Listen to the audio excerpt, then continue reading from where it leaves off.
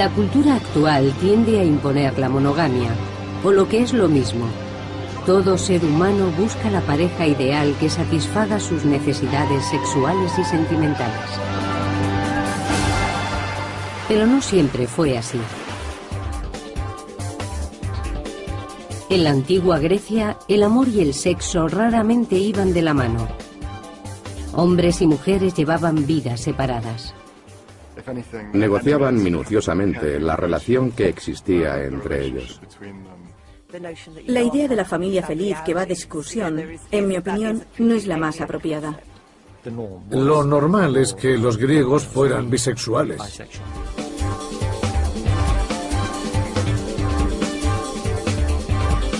El sexo en la antigüedad. Grecia y Roma.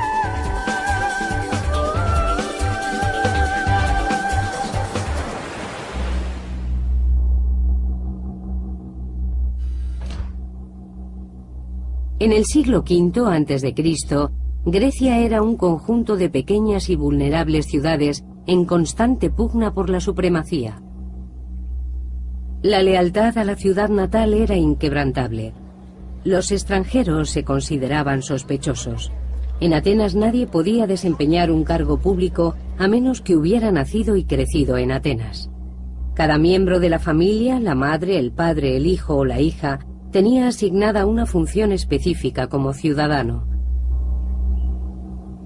Para el padre, el lugar al que acudir y ser visto era el mercado, el ágora, en el centro de la ciudad, junto a la Acrópolis. Esta es la parte central del ágora. Aquí era donde se erigían la mayor parte de los edificios públicos. James Davidson ha escrito varios libros sobre la vida sexual en la Grecia clásica. Este es el centro cívico de Atenas, un dominio exclusivo de los hombres. Aquí acudían a comerciar, a hablar y a dejarse ver. Se encontraban con otros hombres, hacían público quiénes eran sus amigos y aliados. Los hombres se dedicaban a la vida social, mientras que las mujeres eran más individuales, recluidas a los límites de sus casas. En Atenas, los hombres eran la cara pública del Estado, mientras las mujeres vivían aisladas en casa.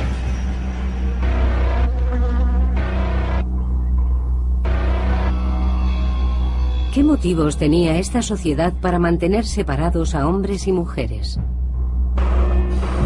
En el año 449 a.C., Pericles, un hombre de estado ateniense, instauró la definición legal de ciudadanía. Para ser un auténtico ciudadano ateniense, ambos progenitores debían ser naturales de Atenas. Eran muy recelosos al respecto. Pretendían crear una aristocracia puramente ateniense. No permitían matrimonios mixtos, por ejemplo, con gente de Corinto o de Esparta. Intuyo que este es uno de los principales motivos para mantener a las mujeres encerradas, por temor al adulterio. Cerraron con candado nuestras puertas e incluso adiestraron a fieros perros para vigilar a las adúlteras.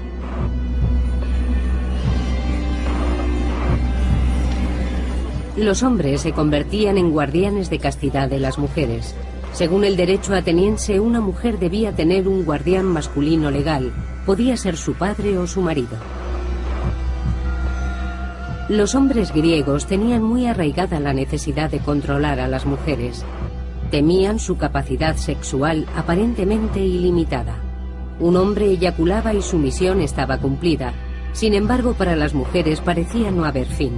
Poseían una energía sexual inagotable y para ellos aterradora.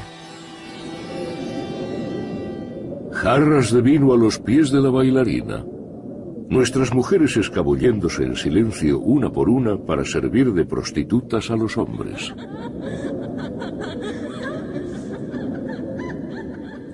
La tragedia de Eurípides, Las Bacantes, muestra la paranoia de los hombres de la época, el miedo a que las mujeres fueran animales salvajes quienes, sin las ataduras del matrimonio, consagrarían su vida a la ninfomanía. En la obra, las bacantes, seguidoras del dios Dionisio, se abandonan al frenesí de la bebida, saltan sobre el rey de Tebas, el único hombre presente, y lo descuartizan miembro a miembro. Se oían gritos. Una arrancaba un trozo, otra un pie, mientras quedaban al desnudo sus costillas. Se pasaban una a otra la carne de penteo.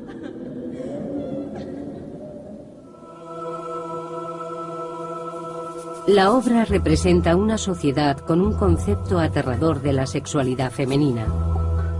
Una vez que la mujer se casaba, su destructivo apetito sexual quedaba frenado. Pero las jóvenes vírgenes eran una responsabilidad. Su voracidad sexual amenazaba la pureza de la sangre ateniense. Sue Blando ha estudiado la vida de las mujeres en la Grecia clásica. Asociado a este concepto salvaje de las mujeres,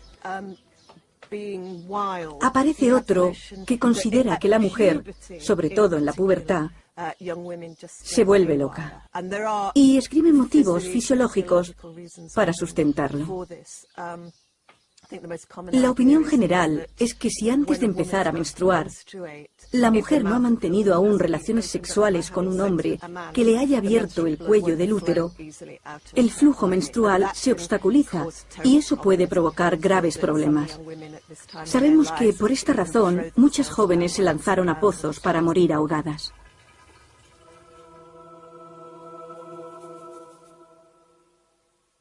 Mi consejo es que cuando las vírgenes se encuentran con este problema, deben casarse lo antes posible. Si quedan embarazadas, sanarán.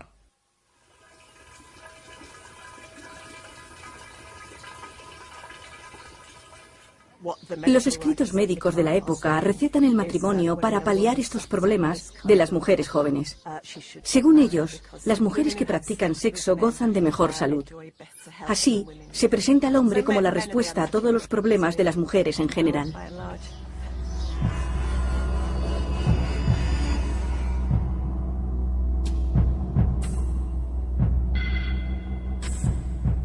La hija de una familia ateniense sería consciente desde su más tierna infancia de que la casarían en cuanto alcanzase la pubertad.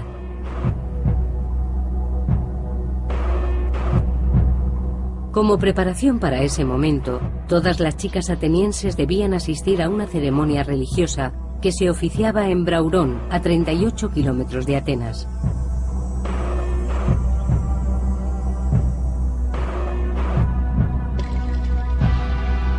Niñas de apenas 10 años entraban en el santuario abrazadas a sus juguetes.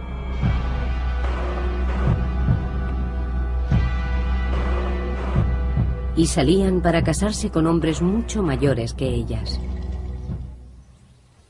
Paula Perman ha estudiado los cultos femeninos en la Grecia clásica y cree que la ceremonia refleja la creencia de que la sexualidad femenina necesita domesticación. Era la manera ritual de conmemorar esa transición de la infancia a la madurez. Para las chicas jóvenes, ser adultas significaba casarse y producir una descendencia de ciudadanos. La ceremonia era el modo de formalizar esa transición. Platón comparó el útero con un animal insaciable que se mostraba yermo y doloroso. La medicina griega creía que las mujeres ansiaban los flujos sexuales masculinos para aliviar sus dolores. El matrimonio y el embarazo eran los únicos remedios para atajar su lujuria. En Braurón, básicamente, las chicas se divertían y se lo pasaban bien libremente antes de que comenzara su domesticación, antes de ser sometidas al control del hombre, a la institución del matrimonio y de pasar por el acto traumático de las relaciones.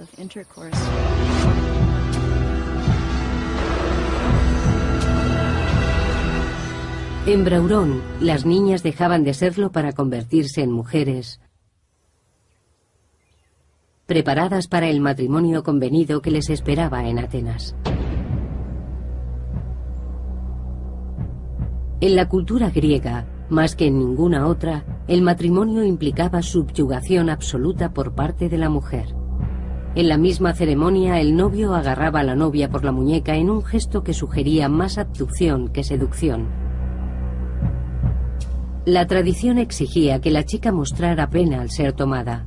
El ritual reconocía incluso que el día de la boda era el más triste de la vida de una mujer. El vínculo matrimonial quedaba sellado cuando la novia entraba en su nuevo hogar. Allí permanecería aislada de la sociedad, al servicio de su única función, producir bebés varones de la más pura raza ateniense.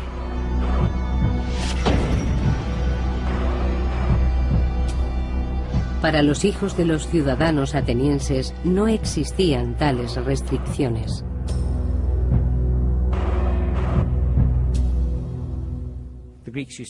Los griegos utilizaban a las jóvenes para los negocios y a los jóvenes para el placer, es decir, a las mujeres para la reproducción y las tareas domésticas y a los hombres para divertirse. Los hombres atenienses no esperaban ni amor, ni amistad, ni sexo placentero de sus mujeres. Eso solo podían encontrarlo en compañía de otros hombres.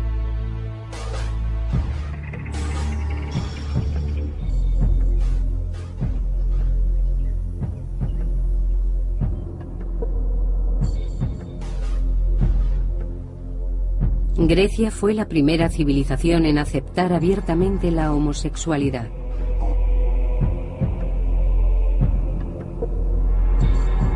El matrimonio únicamente respondía a un objetivo: tener hijos. Para el amor y la compañía y probablemente el sexo, los hombres recurrían a otros hombres. Los ingredientes que conformaban esta receta sexual existían desde los orígenes de la ciudad-estado de Atenas.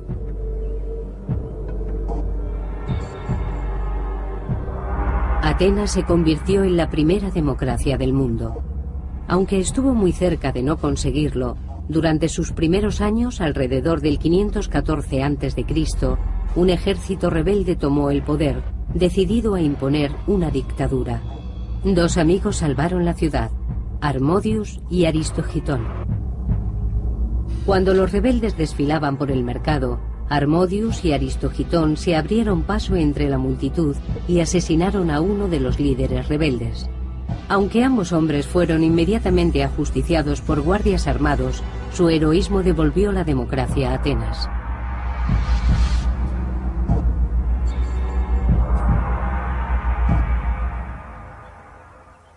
Harmodius y Aristogitón se convirtieron en personajes de culto. En el ágora, el centro de la sociedad ateniense, se erigieron sendas estatuas en su honor. La estatua de la fundación de la democracia, Harmodius y Aristogitón, que unidos en su amor, se sienten con poder para acometer hazañas de tal valentía como la de sacrificarse para el bien de la ciudad. Los dos héroes se convirtieron en el modelo de la relación perfecta, el ideal griego del compañerismo masculino. Los escritos de la época los describen como amantes. ¿Nos indica que mantenían una relación sexual?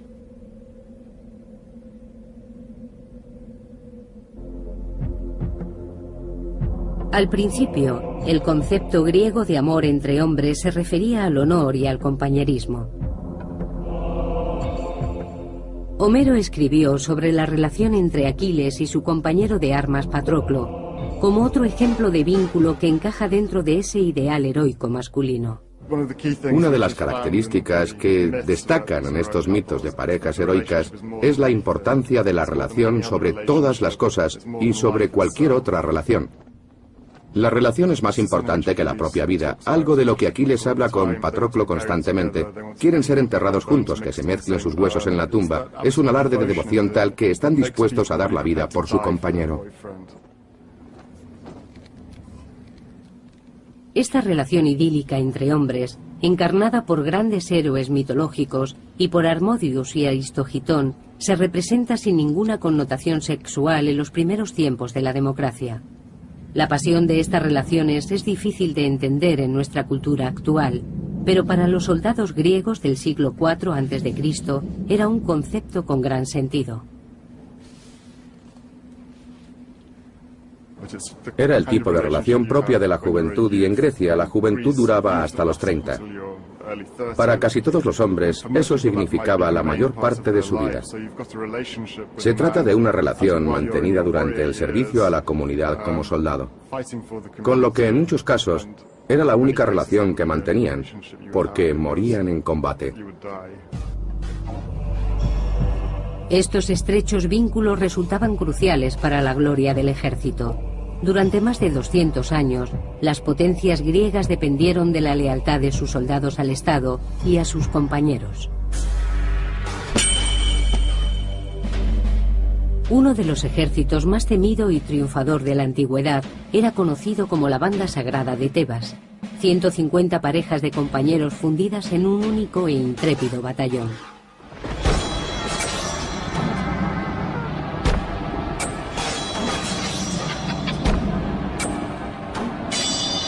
Nadie puede concebir una fuerza de combate más aplastante que un puñado de esos hombres luchando hombro con hombro.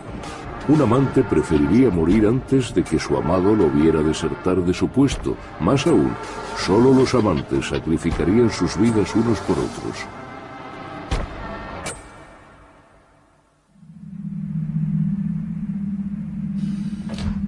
Pero cuando la Banda Sagrada de Tebas fue derrotada 200 años después, en el 338 a.C., estalló el escándalo. Entonces se supo que tales amantes lo habían sido también en el más pleno sentido sexual. En 2 siglos, la devoción fraternal de Harmodius y Aristogitón había sido desbancada por la pasión física de la Banda Sagrada de Tebas. ¿Qué desencadenó tal cambio de actitud? La respuesta podemos hallarla en el gimnasio.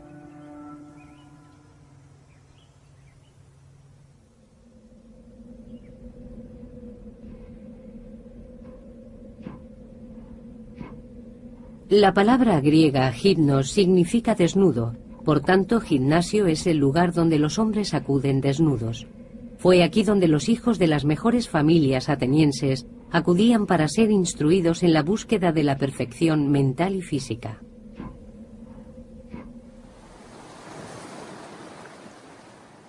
En la isla de Delos se conserva toda una ciudad, deshabitada desde la antigüedad. Es la típica ciudad mediterránea del momento. Las casas, los edificios públicos, el ágora y en el corazón de la ciudad y de la cultura, el gimnasio. Es uno de los edificios elementales que no podía faltar. Si una ciudad no tenía gimnasio, no podía clasificarse realmente como ciudad.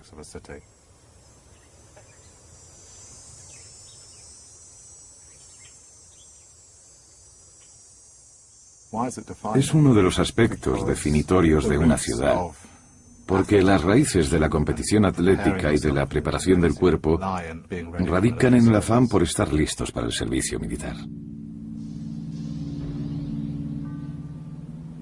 Nigel Spivey enseña historia del arte en la Universidad de Cambridge. Defiende que la que empezó como una necesidad militar de estar en forma física, pronto evolucionó hacia una especie de culto al cuerpo. Las vasijas muestran que se celebraban concursos de belleza masculinos. El jurado contemplaba el desfile de jóvenes y sabemos por los vestigios encontrados que valoraban su cuerpo y su belleza. A veces, en las vasijas, vemos dibujos de los ganadores portando lazos en torno a la parte de la anatomía que se juzgaba y por la que había ganado. Así, si alguien tenía unos muslos muy bien formados, el lazo lo llevará en los muslos, o si es el bíceps el que ha sido juzgado, el ganador llevará el lazo en el bíceps. Es como si el varón ideal hubiera sido creado para la contemplación de los otros hombres. La educación en el gimnasio esculpía las mentes de los chicos, así como sus cuerpos. Ambas partes estaban completamente unidas. El más guapo debía poseer además la mente más capacitada. Del aprendizaje de las costumbres de su mundo se encargaban los adultos. Sabemos que una de las costumbres más importantes de la sociedad griega es que los hombres mayores tuvieran amantes adolescentes, quienes eran dotados de prestigio por tener un mentor. Alguien que les enseñaba el funcionamiento de la sociedad y les ayudaba a crecer como adultos responsables y capacitados para integrarse en sociedad.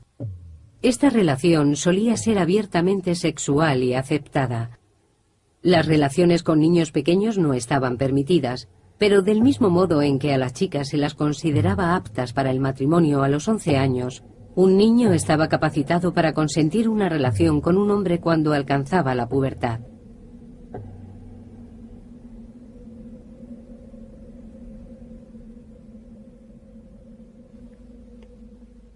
La mayoría de las relaciones eran sexuales porque por lo general el hombre mayor se sentía atraído por el chico y quería mantener sexo con él.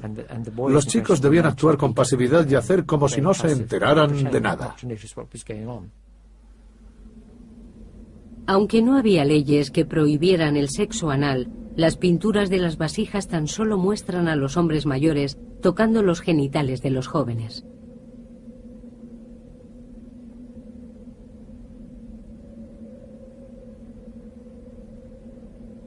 La mayoría de las representaciones de actividad sexual que nos llegan de esta época proceden de las copas que utilizaban en las fiestas de hombres llamadas simposia o banquetes.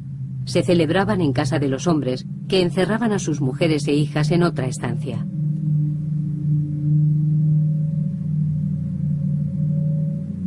Esta es una de las muchas pinturas que ilustran una velada típica.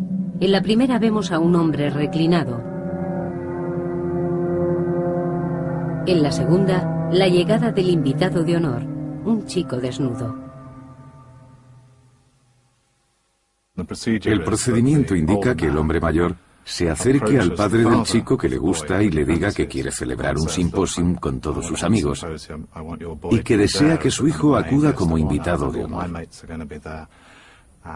Tiene que pedirle permiso y si se lo da, el pacto queda cerrado. El anfitrión encarga entonces una vajilla especial con dibujos del adolescente e inscripciones con la palabra kalos, que significa belleza. Las vasijas podrían mostrar también el tipo de cosas que los invitados mayores querrían hacer con el chico. Los hombres mayores querían estar cerca del chico, entablar conversación con él, halagarlo y seguramente más tarde hacer algo más con ese objeto de belleza aparte de tenerlo cerca. De lo que no hay duda es de que fuese quien fuese, el chico invitado lo había sido por su extraordinaria belleza. El ambiente de tan alta carga sexual del simposium era también un foro ideal para el debate intelectual. En su libro El banquete, el filósofo Platón reflexiona sobre la naturaleza del amor y del sexo. Platón considera el amor entre hombres y mujeres como algo puramente físico y secundario respecto al amor más elevado y espiritual entre dos hombres. Su deseo es el de una unión duradera, un compañero para toda la vida. Pero Platón estaba anclado en el pasado. Él hablaba del amor no sexual entre hombres como el de Harmodius y Aristogitón. Sin embargo, Atenas y toda Grecia habían cambiado. En el lapso de 200 años, la cultura del idealismo heroico contenido había sido sustituida por la del gimnasio. La belleza del cuerpo masculino era el nuevo ideal, esculpido en piedra y en carne.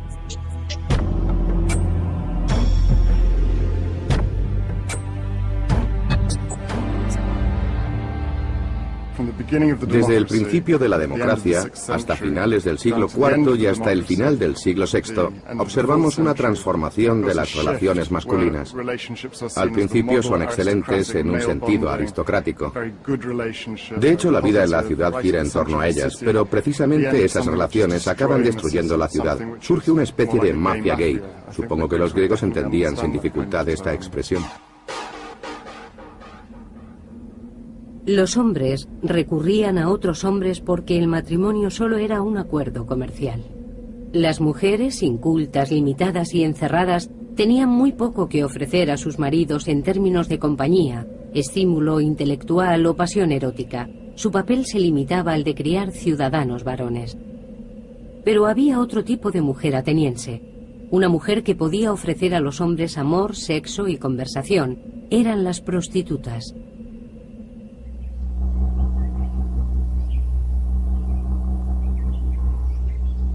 A finales del siglo IV a.C., Atenas se postraba a los pies de una mujer, Phryné. una prostituta que se hizo muy popular como consecuencia de un romance que mantuvo con el prestigioso escultor Praxíteles y conocido por toda la ciudad.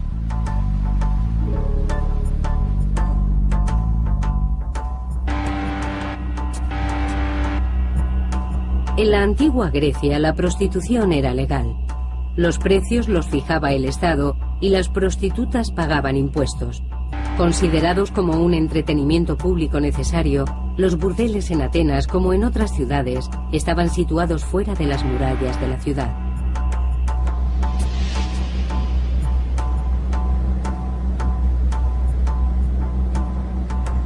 Este lugar se llamaba Kerameico. Debe su nombre a las fábricas de cerámica que proliferaban alrededor. Era el distrito industrial de Atenas, el hogar de alfareros y prostitutas.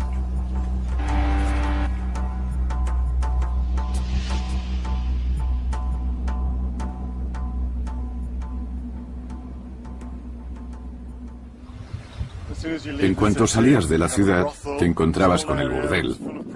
Todo el perímetro estaba lleno de prostitutas, de hombres y de mujeres que se exhibían con ropas transparentes para atraer a los clientes.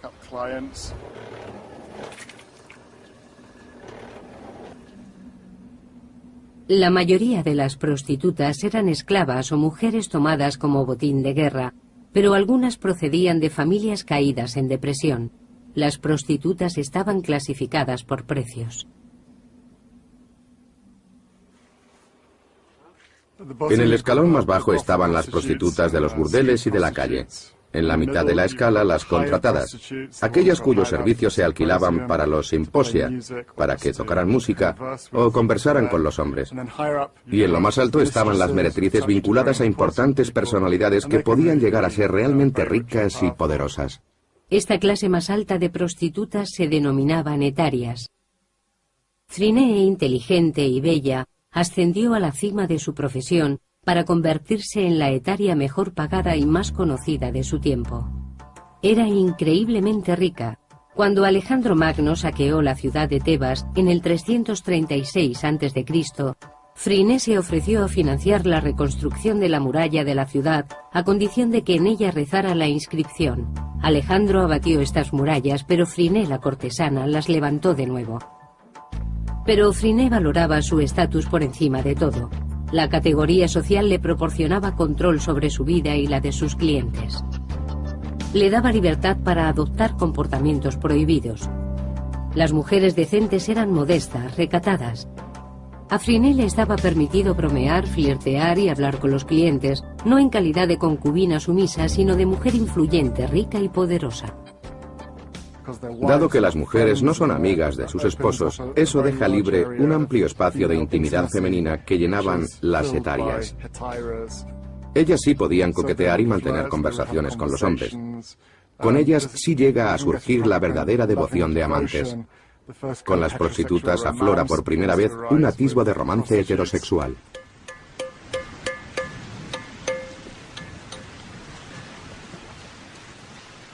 El romance de Phryné con el escultor Praxíteles es un ejemplo de algo que estaba completamente omitido en la sociedad de la antigua Atenas: el amor heterosexual. Ella fue el modelo de Praxíteles para su estatua de Afrodita, la diosa del amor, la primera estatua de una mujer desnuda del mundo clásico, y la primera que se convirtió en símbolo público del amor. El resto de las mujeres de Atenas ni siquiera imaginaban llegar a disfrutar de la libertad de la que gozaba Phryné.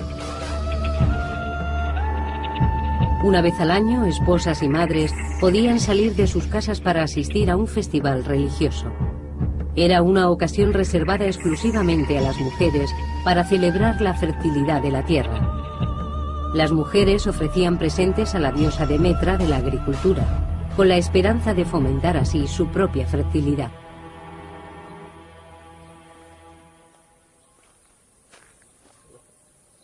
Nancy Bocaides ha participado en excavaciones y ha estudiado el santuario de Demetra en Corinto, al sureste de Atenas.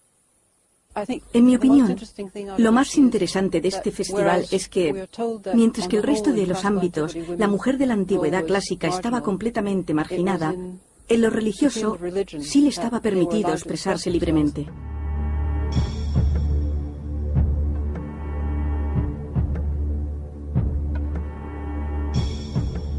Cuando Nancy excavó el santuario de aquel festival femenino, encontró un complejo de pequeños salones similares a donde se celebraban los simposia, con bancos reclinados por las paredes. Al contrario que los hombres de la antigua Grecia, las mujeres no solían comer tumbadas, sino sentadas. Estos divanes muestran que al menos durante estos días, las mujeres se comportaban como los hombres. Creo que demuestran la sexualidad de las mujeres. Se reclinan como los hombres y asumían sus posturas. Y seguramente, a juzgar por lo que sabemos de Atenas, también contarían chistes verdes y se divertirían mucho.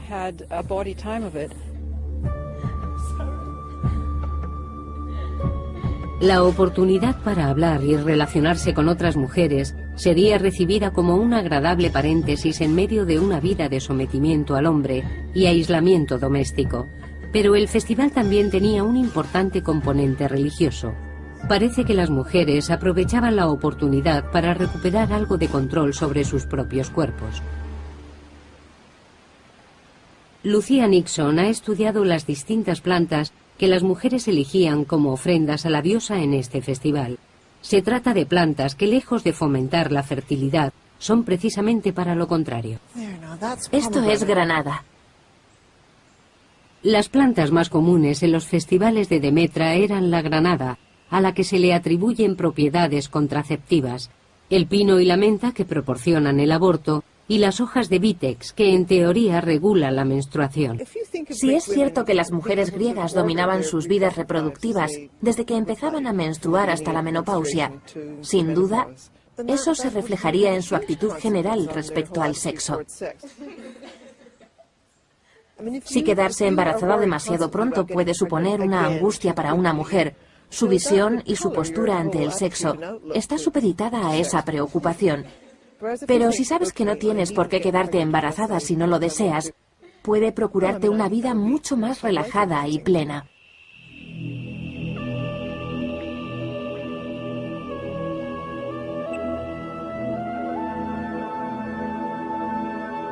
No sabemos si los remedios resultaban eficaces, pero su popularidad indica que estas mujeres no eran tan sumisas como sus maridos pretendían.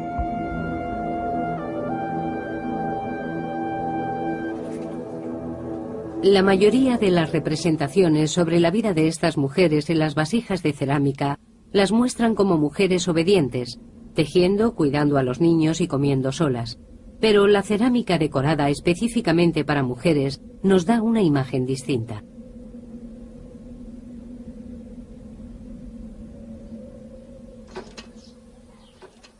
Uno de los aspectos más interesantes de las vasijas es que muestran a las mujeres reunidas en grupos cada vez más numerosos.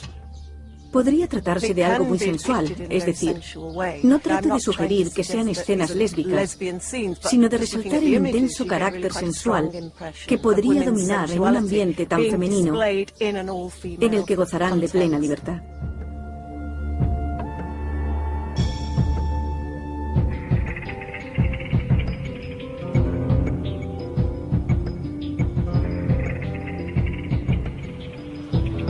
A finales del siglo IV, las mujeres parecen vivir un despertar, rebelándose contra su aislamiento.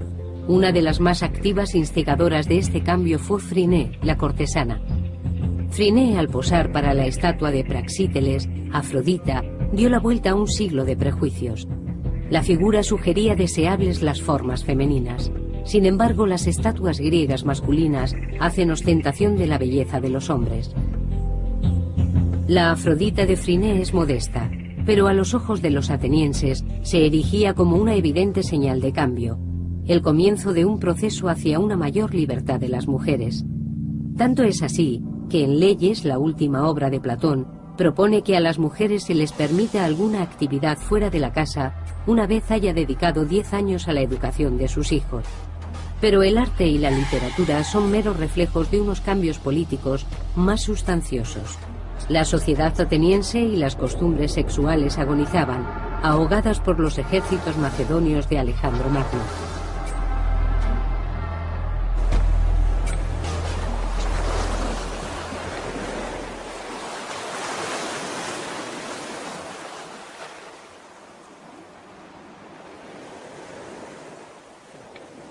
El imperio mediterráneo de finales del siglo IV a.C. era el imperio de Alejandro Magno. Su reino se extendía por la mayor parte del mundo. Su conquista de Atenas puso fin a la democracia. Los ciudadanos varones dejaron de ostentar cargos públicos como políticos o legisladores y dejaron la vida pública para pasar más tiempo en casa con sus familias. A los hombres les preocupa menos su papel en la comunidad, porque a medida que avanza la decadencia de la democracia, van viéndose privados de las funciones públicas. Los hombres ahora están más dispuestos a aceptar y reconocer que tienen aspiraciones personales que pueden implicar perfectamente la dedicación a su familia y, como consecuencia, surgen relaciones de amor con las mujeres mucho más sólidas de las que habían existido hasta el momento.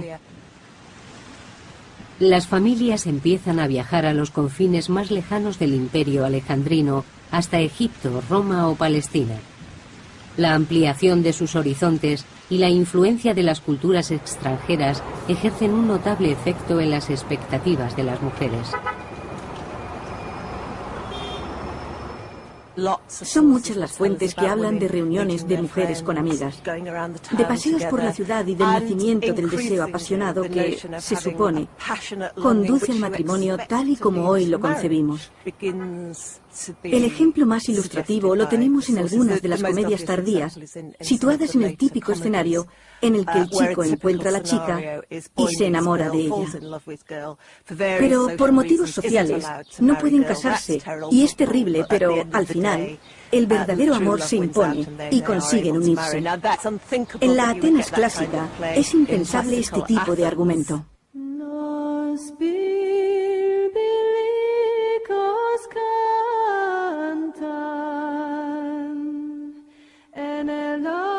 Una historia popular de la época narra la aventura de un joven soldado de una buena familia que visita el templo de Afrodita, donde se erige la estatua de Praxíteles. Poco a poco su adoración a la diosa del amor se convierte en una pasión que lo consume.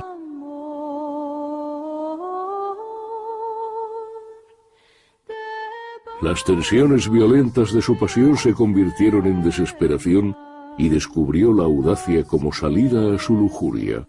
Un día, en la oscuridad, se deslizó en silencio y se ocultó en el interior del templo. Esas huellas de los abrazos amorosos se advirtieron al llegar el día, y la diosa tiene esa mancha como prueba de lo que sufrió.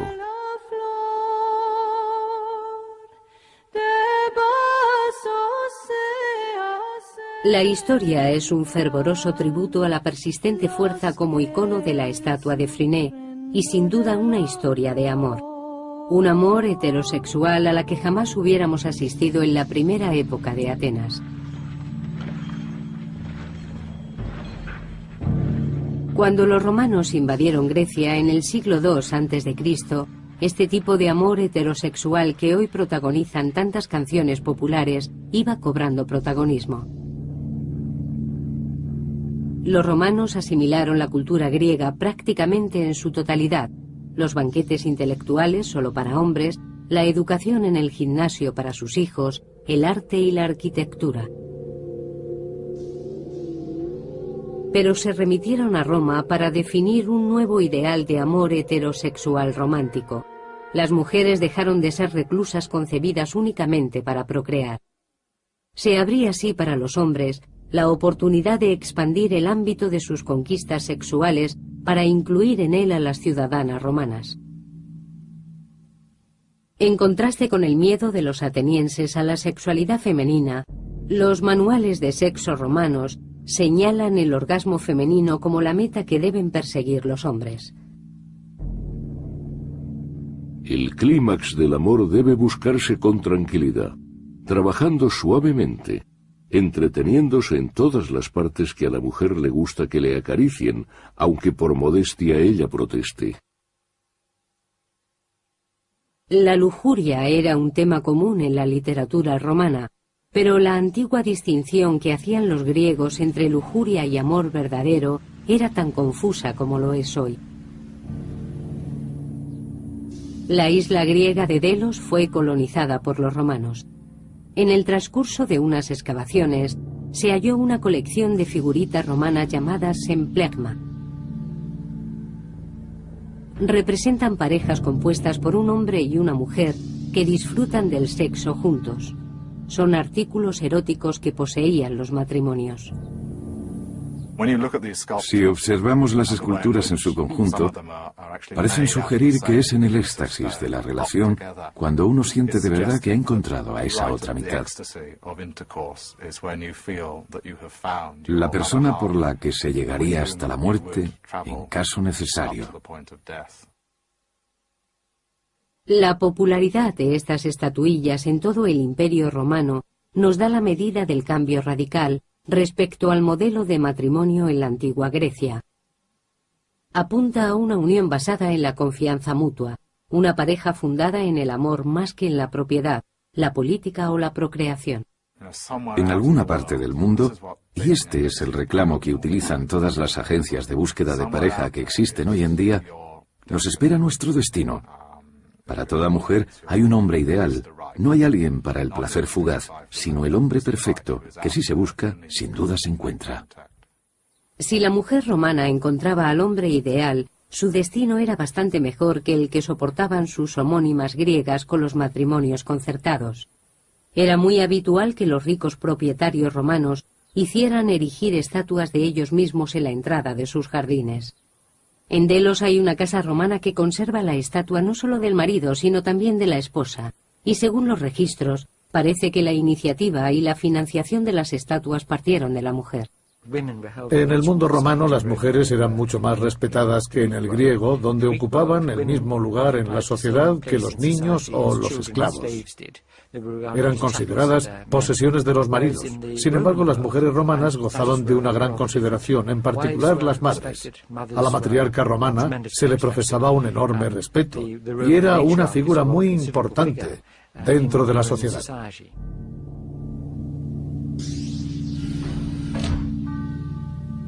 En la época de Augusto, el primer emperador romano, en el año 31 a.C., nos llegan pruebas que demuestran la presencia de mujeres en las exclusivas reuniones de hombres, los simposium. En un fresco de una casa de Pompeya, las mujeres no están sirviendo a los hombres. No parecen particularmente sumisas, más bien se las ve comiendo, bebiendo y hablando.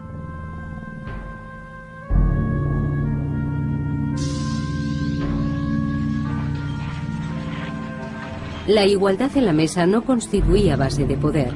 Roma seguía siendo una sociedad patriarcal consagrada a dominar el mundo. El emperador Augusto era consciente de la necesidad de más ciudadanos romanos para desempeñar los cargos públicos del Estado en un imperio que no dejaba de expandirse. Con este objetivo, aprobó una serie de leyes para fomentar el matrimonio de los ciudadanos con gente de su misma clase y así poder contar con hordas de descendientes, preferiblemente varones, de la más pura sangre y más alta categoría. Esta medida tomada por el emperador afianzaba el estándar de doble moral de la antigua Atenas en el Imperio Romano. Las esposas habrían ganado el respeto de sus maridos, pero además debían aparentar que eran dignas de dicho respeto, mientras que los hombres actuaban con total libertad. Es verdad que las mujeres disfrutaban de mucha más categoría en el mundo romano, pero eso no cambiaba demasiado en cuanto a las relaciones sexuales. El recién conquistado estatus nunca sirvió para limitar la sexualidad masculina. Esas prácticas permanecieron vivas con el mismo vigor de antes. En la antigua Grecia, los hombres eran los protagonistas en el gran drama del amor y el sexo. Durante siglos, las mujeres quedaron marginadas. Con la llegada de los romanos, el amor entre hombre y mujer se convierte en ideal romántico, aunque las mujeres seguirán siendo ciudadanas de segunda clase. Marido y mujer podían disfrutar del sexo, pero a los hombres se les permitían las infidelidades. En la actualidad, hombres y mujeres tienden a buscar la pareja ideal. Aunque ciertas costumbres romanas, como sus calzadas o acueductos, han permanecido hasta nuestros días.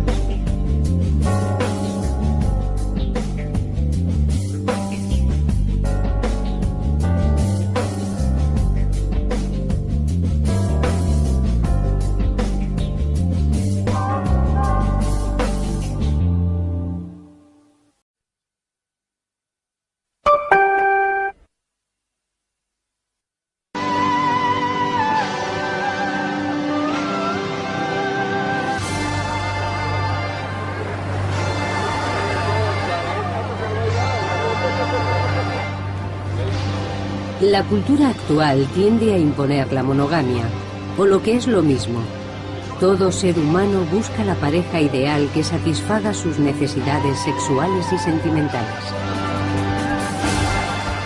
Pero no siempre fue así.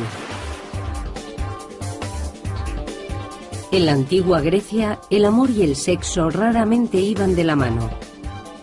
Hombres y mujeres llevaban vidas separadas. Negociaban minuciosamente la relación que existía entre ellos. La idea de la familia feliz que va de excursión, en mi opinión, no es la más apropiada. Lo normal es que los griegos fueran bisexuales.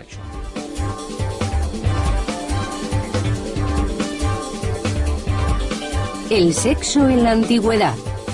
Grecia y Roma.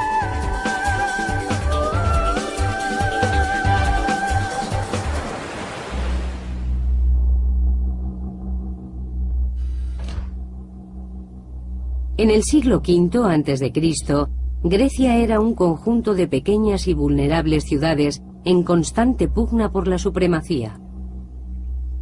La lealtad a la ciudad natal era inquebrantable.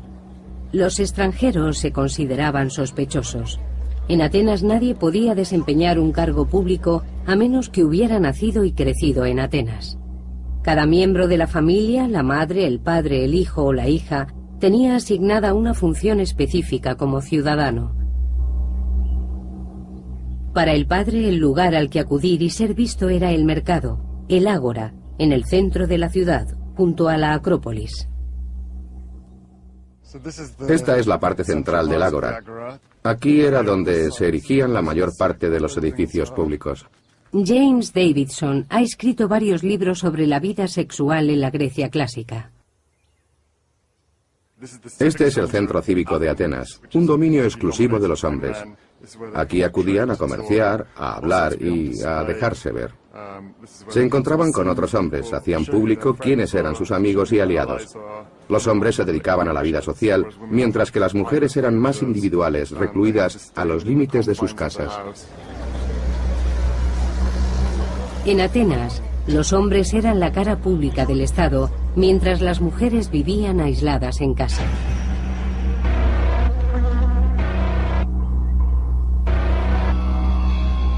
¿Qué motivos tenía esta sociedad para mantener separados a hombres y mujeres?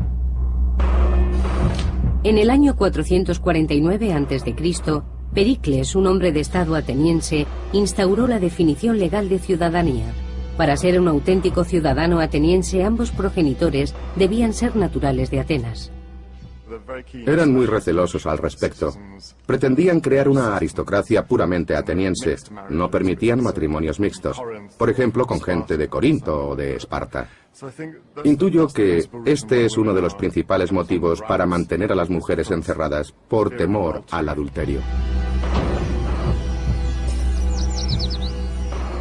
Cerraron con candado nuestras puertas e incluso adiestraron a fieros perros para vigilar a las adúlteras.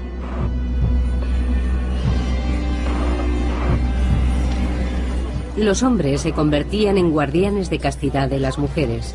Según el derecho ateniense, una mujer debía tener un guardián masculino legal. Podía ser su padre o su marido.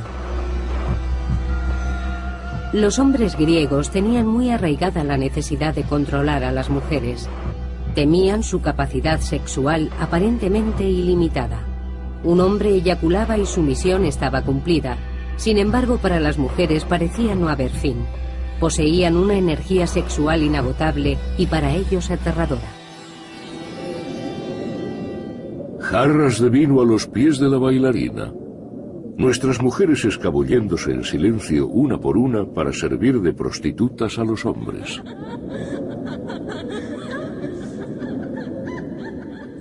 La tragedia de Eurípedes, Las Bacantes, muestra la paranoia de los hombres de la época, el miedo a que las mujeres fueran animales salvajes quienes, sin las ataduras del matrimonio, consagrarían su vida a la ninfomanía.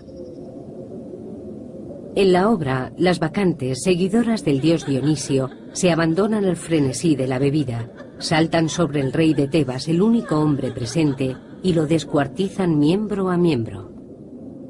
Se oían gritos. Una arrancaba un trozo, otra un pie, mientras quedaban al desnudo sus costillas. Se pasaban una a otra la carne de penteo.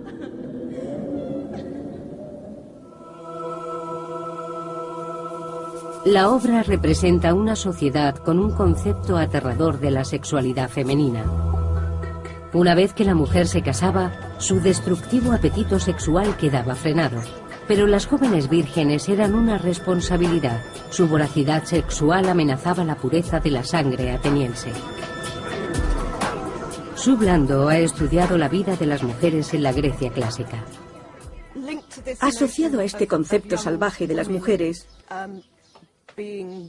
aparece otro que considera que la mujer, sobre todo en la pubertad, se vuelve loca y escribe motivos fisiológicos para sustentarlo. La opinión general es que si antes de empezar a menstruar, la mujer no ha mantenido aún relaciones sexuales con un hombre que le haya abierto el cuello del útero, el flujo menstrual se obstaculiza y eso puede provocar graves problemas. Sabemos que por esta razón muchas jóvenes se lanzaron a pozos para morir ahogadas.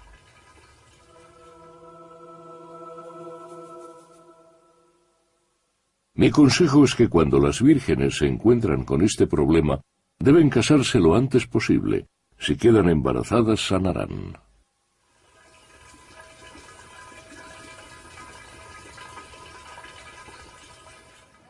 Los escritos médicos de la época recetan el matrimonio para paliar estos problemas de las mujeres jóvenes. Según ellos, las mujeres que practican sexo gozan de mejor salud. Así, se presenta al hombre como la respuesta a todos los problemas de las mujeres en general.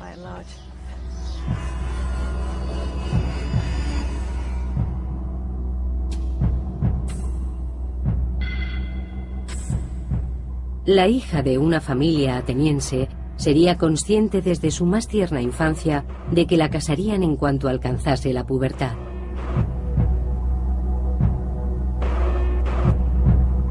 Como preparación para ese momento, todas las chicas atenienses debían asistir a una ceremonia religiosa que se oficiaba en Braurón, a 38 kilómetros de Atenas.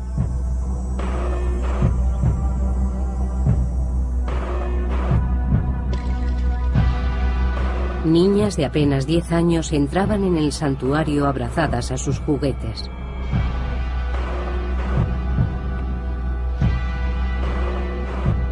Y salían para casarse con hombres mucho mayores que ellas.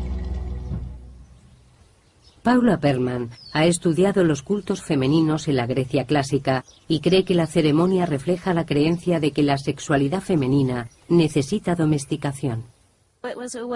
Era la manera ritual de conmemorar esa transición de la infancia a la madurez. Para las chicas jóvenes, ser adultas significaba casarse y producir una descendencia de ciudadanos. La ceremonia era el modo de formalizar esa transición. Platón comparó el útero con un animal insaciable que se mostraba yermo y doloroso. La medicina griega creía que las mujeres ansiaban los flujos sexuales masculinos para aliviar sus dolores. El matrimonio y el embarazo eran los únicos remedios para atajar su lujuria. En Braurón, básicamente, las chicas se divertían y se lo pasaban bien libremente antes de que comenzara su domesticación, antes de ser sometidas al control del hombre, a la institución del matrimonio y de pasar por el acto traumático de las relaciones.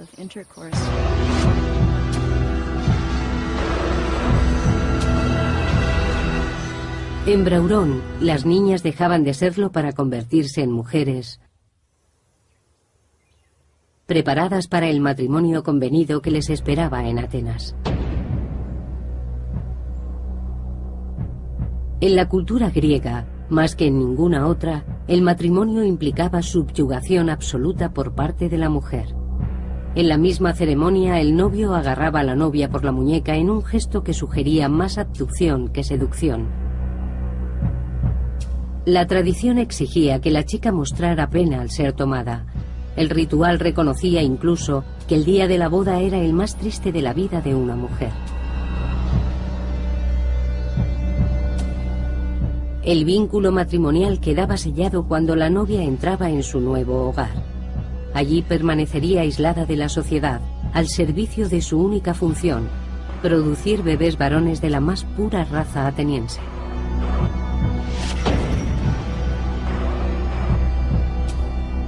Para los hijos de los ciudadanos atenienses no existían tales restricciones.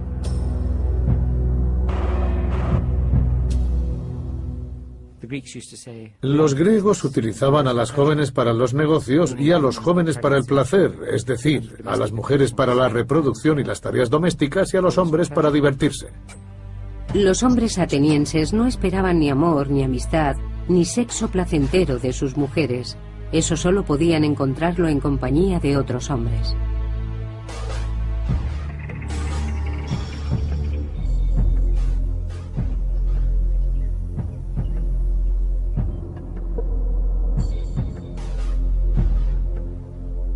Grecia fue la primera civilización en aceptar abiertamente la homosexualidad.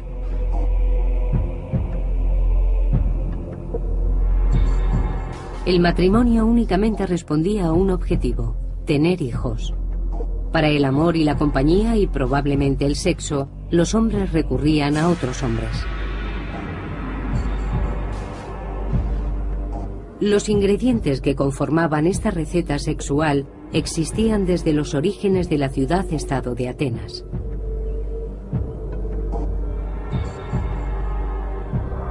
Atenas se convirtió en la primera democracia del mundo. Aunque estuvo muy cerca de no conseguirlo, durante sus primeros años, alrededor del 514 a.C., un ejército rebelde tomó el poder, decidido a imponer una dictadura. Dos amigos salvaron la ciudad, Harmodius y Aristogitón. Cuando los rebeldes desfilaban por el mercado, Harmodius y Aristogitón se abrieron paso entre la multitud y asesinaron a uno de los líderes rebeldes. Aunque ambos hombres fueron inmediatamente ajusticiados por guardias armados, su heroísmo devolvió la democracia a Atenas.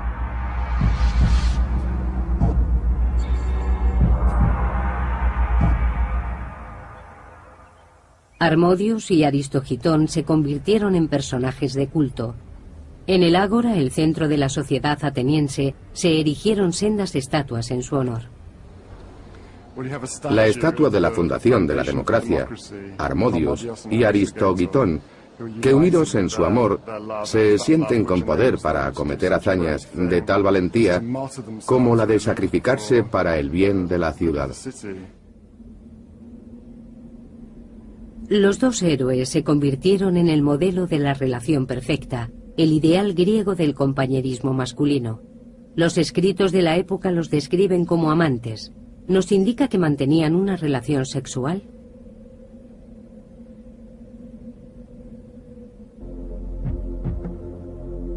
Al principio, el concepto griego de amor entre hombres se refería al honor y al compañerismo.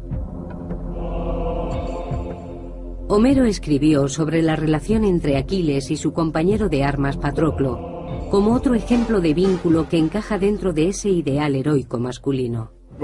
Una de las características que destacan en estos mitos de parejas heroicas es la importancia de la relación sobre todas las cosas y sobre cualquier otra relación. La relación es más importante que la propia vida, algo de lo que Aquiles habla con Patroclo constantemente. Quieren ser enterrados juntos, que se mezclen sus huesos en la tumba. Es un alarde de devoción tal que están dispuestos a dar la vida por su compañero. Esta relación idílica entre hombres, encarnada por grandes héroes mitológicos y por Harmodius y Aristogitón, se representa sin ninguna connotación sexual en los primeros tiempos de la democracia. La pasión de estas relaciones es difícil de entender en nuestra cultura actual, pero para los soldados griegos del siglo IV a.C. era un concepto con gran sentido. Era el tipo de relación propia de la juventud y en Grecia la juventud duraba hasta los 30. Para casi todos los hombres, eso significaba la mayor parte de su vida. Se trata de una relación mantenida durante el servicio a la comunidad como soldado, con lo que en muchos casos era la única relación que mantenían, porque morían en combate. Estos estrechos vínculos resultaban cruciales para la gloria del ejército.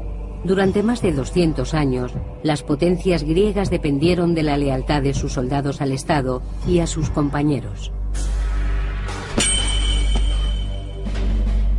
Uno de los ejércitos más temido y triunfador de la antigüedad era conocido como la Banda Sagrada de Tebas, 150 parejas de compañeros fundidas en un único e intrépido batallón.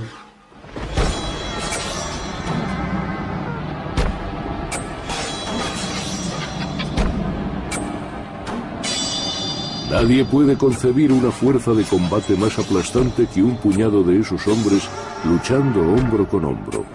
Un amante preferiría morir antes de que su amado lo viera desertar de su puesto. Más aún, solo los amantes sacrificarían sus vidas unos por otros.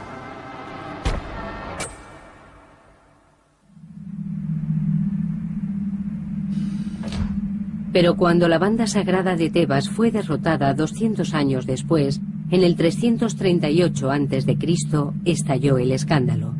Entonces se supo que tales amantes lo habían sido también en el más pleno sentido sexual. En 2 siglos, la devoción fraternal de Harmodius y Aristogitón había sido desbancada por la pasión física de la Banda Sagrada de Tebas. ¿Qué desencadenó tal cambio de actitud? La respuesta podemos hallarla en el gimnasio.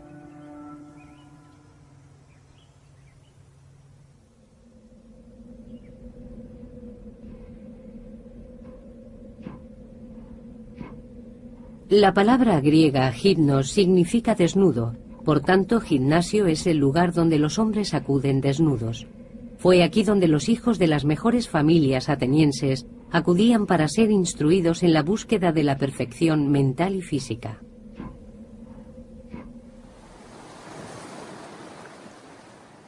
En la isla de Delos se conserva toda una ciudad, deshabitada desde la antigüedad. Es la típica ciudad mediterránea del momento. Las casas, los edificios públicos, el ágora y en el corazón de la ciudad y de la cultura, el gimnasio. Es uno de los edificios elementales que no podía faltar. Si una ciudad no tenía gimnasio, no podía clasificarse realmente como ciudad.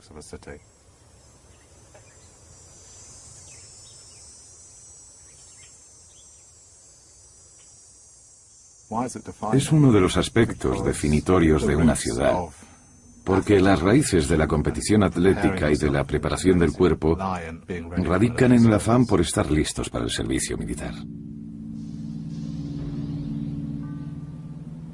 Nigel Spivey enseña historia del arte en la Universidad de Cambridge. Defiende que la que empezó como una necesidad militar de estar en forma física, pronto evolucionó hacia una especie de culto al cuerpo. Las vasijas muestran que se celebraban concursos de belleza masculinos. El jurado contemplaba el desfile de jóvenes, y sabemos por los vestigios encontrados que valoraban su cuerpo y su belleza. A veces, en las vasijas, vemos dibujos de los ganadores portando lazos en torno a la parte de la anatomía que se juzgaba y por la que había ganado. Así, si alguien tenía unos muslos muy bien formados, el lazo lo llevará en los muslos, o si es el bíceps el que ha sido juzgado, el ganador llevará el lazo en el bíceps. Es como si el varón ideal hubiera sido creado para la contemplación de los otros hombres. La educación en el gimnasio esculpía las mentes de los chicos, así como sus cuerpos. Ambas partes estaban completamente unidas. El más guapo debía poseer además la mente más capacitada. Del aprendizaje de las costumbres de su mundo se encargaban los adultos. Sabemos que una de las costumbres más importantes de la sociedad griega es que los hombres mayores tuvieran amantes adolescentes, quienes eran dotados de prestigio. Mi consejo es que cuando las vírgenes se encuentran con este problema, deben casarse lo antes posible. Si quedan embarazadas, sanarán.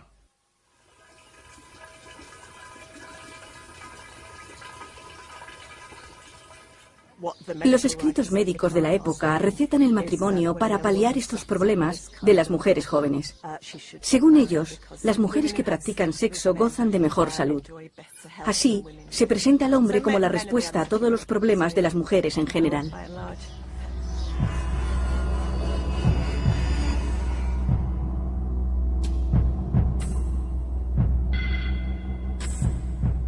La hija de una familia ateniense sería consciente desde su más tierna infancia de que la casarían en cuanto alcanzase la pubertad.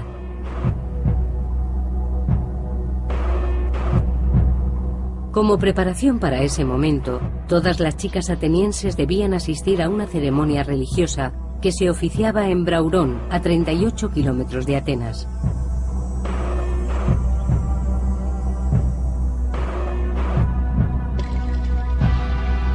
Niñas de apenas 10 años entraban en el santuario abrazadas a sus juguetes.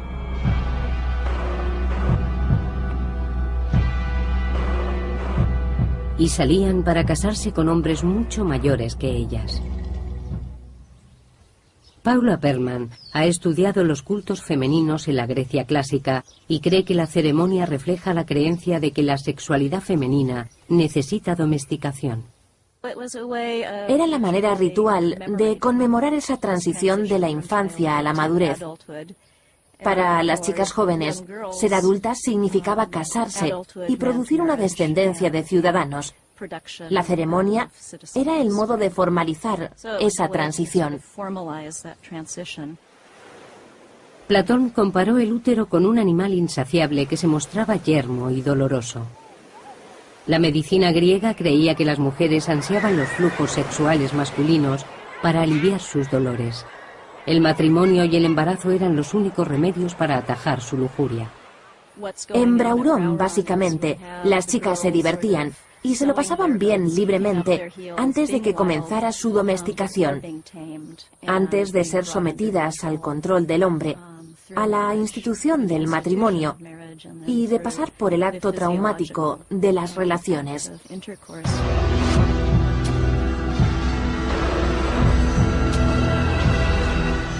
En Braurón, las niñas dejaban de serlo para convertirse en mujeres preparadas para el matrimonio convenido que les esperaba en Atenas. En la cultura griega, más que en ninguna otra, el matrimonio implicaba subyugación absoluta por parte de la mujer. En la misma ceremonia, el novio agarraba a la novia.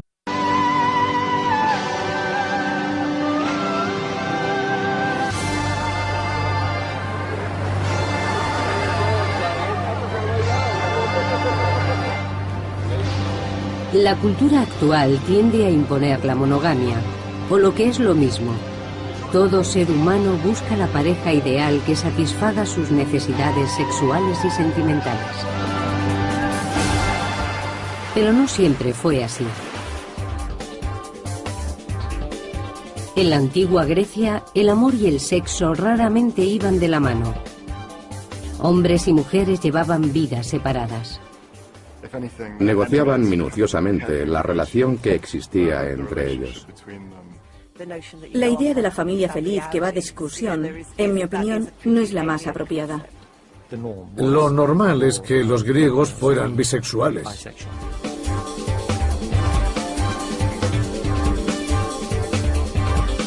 El sexo en la antigüedad.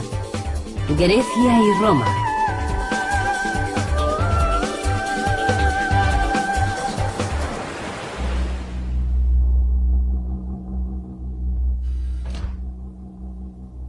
En el siglo V a.C., Grecia era un conjunto de pequeñas y vulnerables ciudades en constante pugna por la supremacía. La lealtad a la ciudad natal era inquebrantable. Los extranjeros se consideraban sospechosos. En Atenas nadie podía desempeñar un cargo público a menos que hubiera nacido y crecido en Atenas. Cada miembro de la familia, la madre, el padre, el hijo o la hija, tenía asignada una función específica como ciudadano. Para el padre, el lugar al que acudir y ser visto era el mercado, el ágora, en el centro de la ciudad, junto a la Acrópolis. Esta es la parte central del ágora. Aquí era donde se erigían la mayor parte de los edificios públicos. James Davidson ha escrito varios libros sobre la vida sexual en la Grecia clásica. Este es el centro cívico de Atenas, un dominio exclusivo de los hombres. Aquí acudían a comerciar, a hablar y a dejarse ver. Se encontraban con otros hombres, hacían público quiénes eran sus amigos y aliados.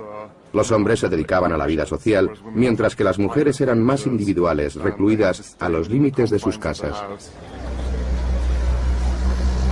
En Atenas, los hombres eran la cara pública del Estado, mientras las mujeres vivían aisladas en casa.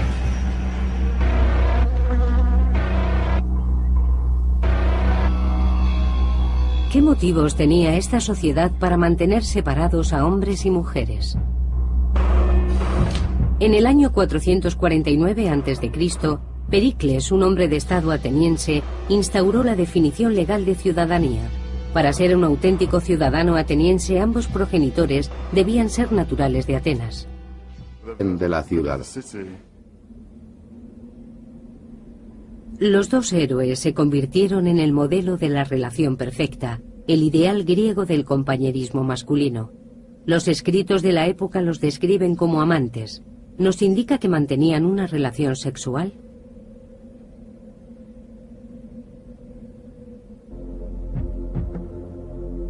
Al principio, el concepto griego de amor entre hombres se refería al honor y al compañerismo. Homero escribió sobre la relación entre Aquiles y su compañero de armas Patroclo, como otro ejemplo de vínculo que encaja dentro de ese ideal heroico masculino. Una de las características que destacan en estos mitos de parejas heroicas es la importancia de la relación sobre todas las cosas y sobre cualquier otra relación. La relación es más importante que la propia vida, algo de lo que Aquiles habla con Patroclo constantemente. Quieren ser enterrados juntos, que se mezclen sus huesos en la tumba. Es un alarde de devoción tal que están dispuestos a dar la vida por su compañero. Esta relación idílica entre hombres, encarnada por grandes héroes mitológicos y por Harmodius y Aristogitón, se representa sin ninguna connotación sexual en los primeros tiempos de la democracia. La pasión de estas relaciones es difícil de entender en nuestra cultura actual, pero para los soldados griegos del siglo IV a.C. era un concepto con gran sentido.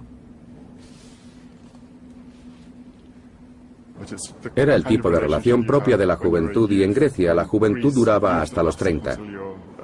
Para casi todos los hombres, eso significaba la mayor parte de su vida.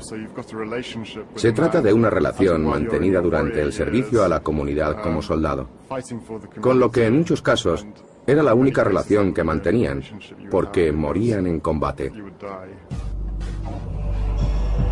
Estos estrechos vínculos resultaban cruciales para la gloria del ejército. Durante más de 200 años, las potencias griegas dependieron de la lealtad de sus soldados al Estado y a sus compañeros. Uno de los ejércitos más temido y triunfador de la antigüedad era conocido como la Banda Sagrada de Tebas, 150 parejas de compañeros fundidas en un único e intrépido batallón.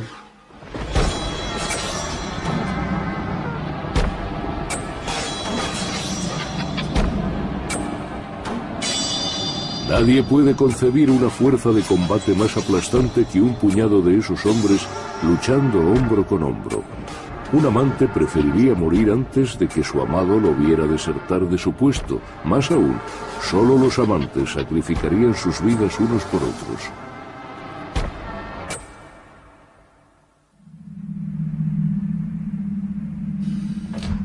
Pero cuando la Banda Sagrada de Tebas fue derrotada 200 años después, en el 338 a.C., estalló el escándalo por la muñeca en un gesto que sugería más abducción que seducción. La tradición exigía que la chica mostrara pena al ser tomada.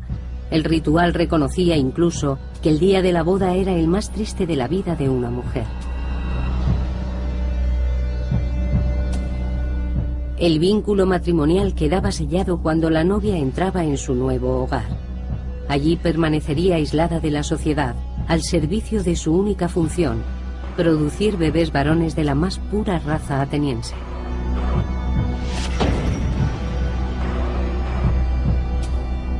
Para los hijos de los ciudadanos atenienses no existían tales restricciones.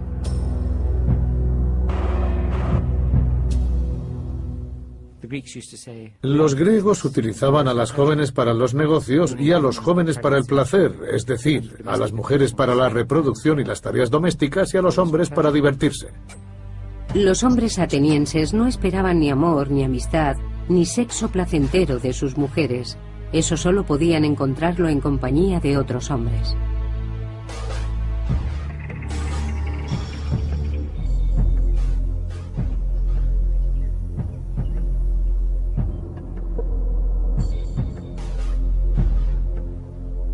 Grecia fue la primera civilización en aceptar abiertamente la homosexualidad.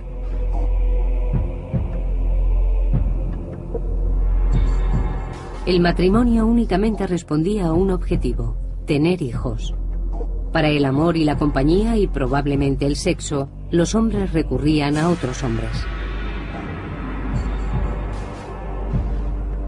Los ingredientes que conformaban esta receta sexual existían desde los orígenes de la ciudad-estado de Atenas.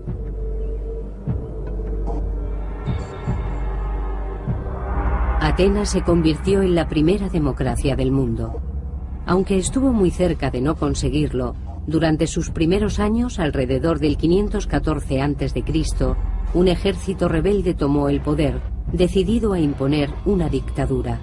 Dos amigos salvaron la ciudad, Harmodius y Aristogitón. Cuando los rebeldes desfilaban por el mercado, Harmodius y Aristogitón se abrieron paso entre la multitud y asesinaron a uno de los líderes rebeldes.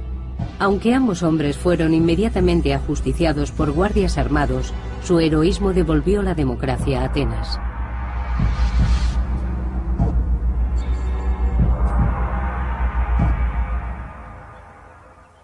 Harmodius y Aristogitón se convirtieron en personajes de culto. En el ágora, el centro de la sociedad ateniense, se erigieron sendas estatuas en su honor.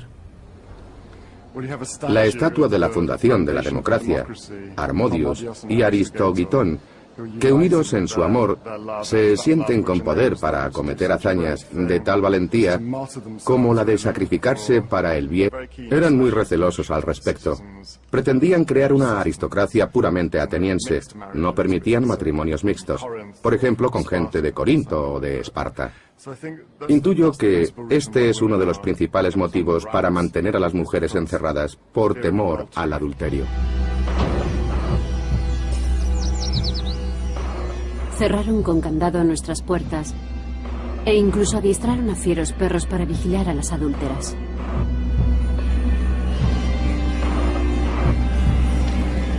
Los hombres se convertían en guardianes de castidad de las mujeres.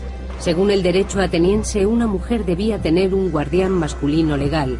Podía ser su padre o su marido. Los hombres griegos tenían muy arraigada la necesidad de controlar a las mujeres. Temían su capacidad sexual aparentemente ilimitada. Un hombre eyaculaba y su misión estaba cumplida. Sin embargo, para las mujeres parecía no haber fin. Poseían una energía sexual inagotable y para ellos aterradora. Jarras de vino a los pies de la bailarina. Nuestras mujeres escabulléndose en silencio una por una para servir de prostitutas a los hombres.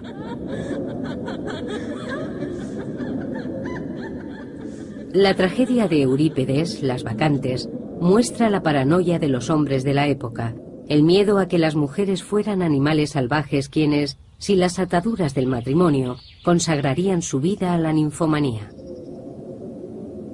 En la obra, las bacantes, seguidoras del dios Dionisio, se abandonan al frenesí de la bebida, saltan sobre el rey de Tebas, el único hombre presente, y lo descuartizan miembro a miembro. Se oían gritos. Una arrancaba un trozo, otra un pie, mientras quedaban al desnudo sus costillas. Se pasaban una a otra la carne de Penteo.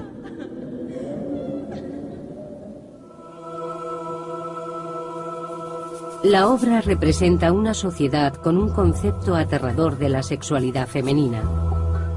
Una vez que la mujer se casaba, su destructivo apetito sexual quedaba frenado. Pero las jóvenes vírgenes eran una responsabilidad. Su voracidad sexual amenazaba la pureza de la sangre ateniense. Sue Blando ha estudiado la vida de las mujeres en la Grecia clásica. Asociado a este concepto salvaje de las mujeres, aparece otro que considera que la mujer, sobre todo en la pubertad, se vuelve loca y escribe motivos fisiológicos para sustentarlo. La opinión general es que si antes de empezar a menstruar, la mujer no ha mantenido aún relaciones sexuales con un hombre que le haya abierto el cuello del útero, el flujo menstrual se obstaculiza y eso puede provocar graves problemas. Sabemos que por esta razón muchas jóvenes se lanzaron a pozos para morir ahogadas.